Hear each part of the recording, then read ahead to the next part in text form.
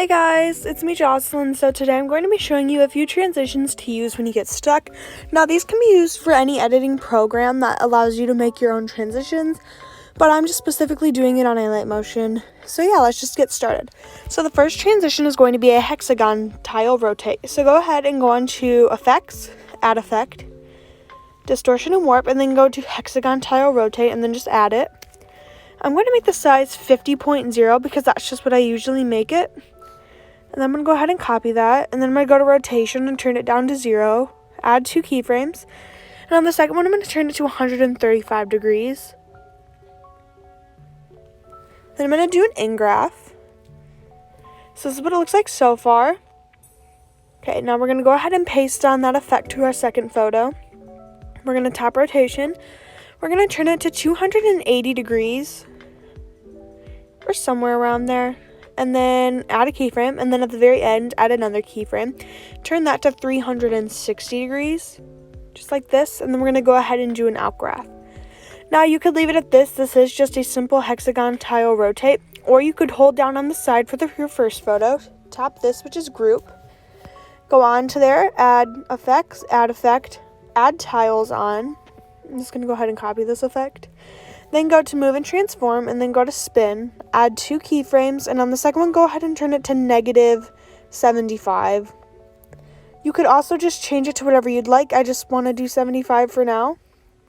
So then, as you can see, it's a center tile rotate. Now go ahead and go into your second photo, hold it down on the side, group it again, then go ahead and just add your tiles.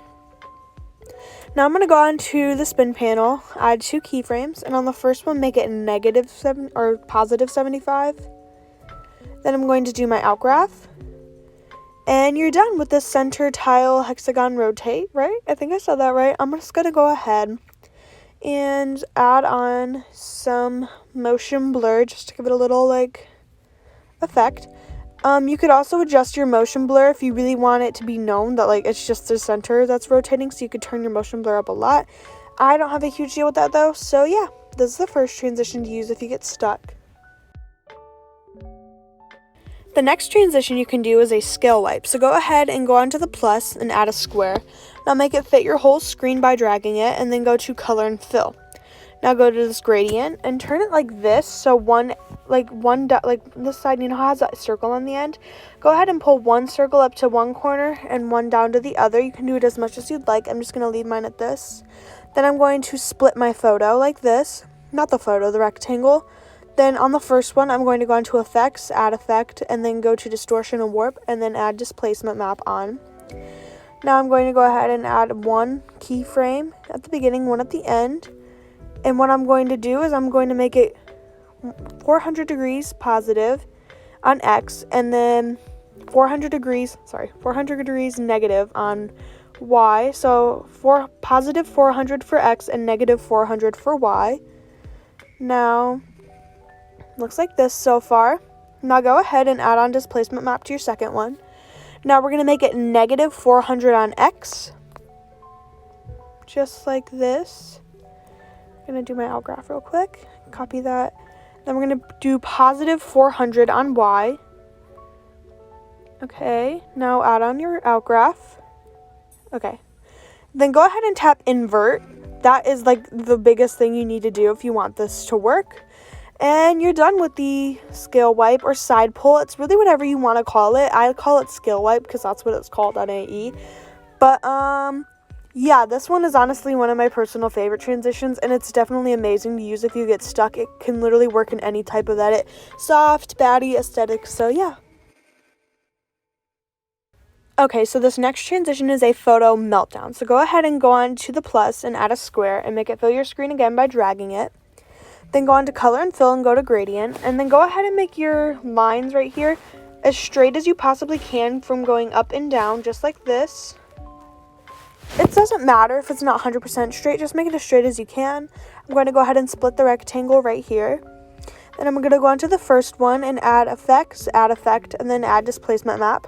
Then I'm going to go on to the Y axis right here, add 2 keyframes, and on the first one, make it positive 450. You can make it melt as much as you'd like. I'm also doing my in-graph right now. You can make it melt as much as you'd like. That depends on you and how much you want the photo to kind of like fall down like this. I'm actually going to go ahead and make mine 500 just because I don't like the look of 450. I think 500 is probably like a better way to go for me since I want a more like melting, I guess you could say, type look. But once again, this is your guys' edit. It's your preference. You guys can do whatever you'd like. So it looks like that. Go onto your second rectangle, effects, add effect, add displacement map. Please, first things first, tap invert. You absolutely need to tap invert. Now go on to Y, add 2 keyframes, one at the beginning and one at the end. Then I'm going to make this negative 500 now, just like this. You have to make it negative or else it won't pull down the right way. Then go ahead and do your outgraph, and you can adjust your keyframes if you need to. I don't really need to. So yeah, this is the meltdown once again. Or you could do it the opposite way so it melts up. This will work for any type of edit that you need. That's why I like these like melting transitions and like scale wipe transitions, because they literally work for any type of edit. So yeah. Okay, so this next transition is an inverted pinch bulb transition. So the first thing what you want to do, also, I just want to say, this is becoming very popular with like among the editing community as of lately. I've seen many like talented editors do this transition. So this is my take of it on alight motion, although you guys can do it different ways you'd want on Video Star, After Effects, whatever you want. So go ahead and go to effects, add effect, and then go to distortion and warp. Go to pinch and bulb and add it. Now turn the strength down to 0.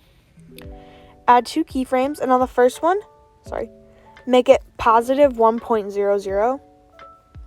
I'm going to go ahead and adjust my graph. And you can change the radius to whatever you want. That basically just shows how big this circle right here is going to be. So I'm going to go ahead and turn mine up to 900. So this is what it'll end up looking like. And then you want to go right here onto your second photo. Add pinch and bulb once again. And this time make the strength negative 1.00 for the first keyframe. And on the second one, just turn it to 0. And then do an outgraph. Now you want to make the radius the same or more that you did the last photo. So I'm going to make the radius 900 for this photo as well. Just like this. And yeah, this is like it's like an inverted pinch bulb transition. You could also just do it like a pinch and bulb transition if you'd like, because this isn't like advanced transitions or anything. This is what to use if you get stuck with editing. So yeah, this one, I think this one would work more for like a happy type edit, because it's like a cute transition. I don't know how to explain it well, but And yeah, that is it for today's video. If you guys enjoyed it, please give it a thumbs up and subscribe if it helped you out, and comment down below any tutorial requests you guys may have. I hope you're having an amazing day, and yeah, I love you guys. Bye.